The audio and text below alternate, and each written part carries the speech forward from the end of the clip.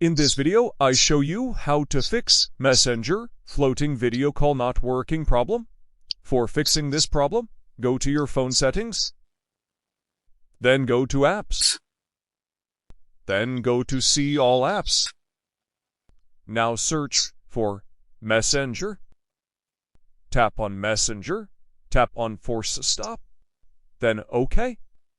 Then tap on Storage and Cache, clear cache, go back, then tap on Permission, make sure you allow all permission.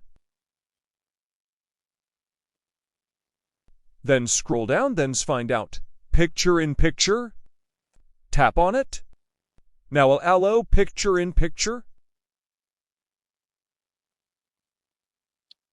Now go back. Now open your Messenger app. Now call someone.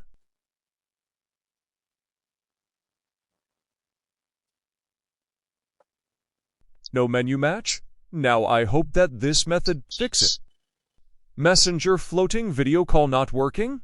Thanks for watching. Don't forget to subscribe.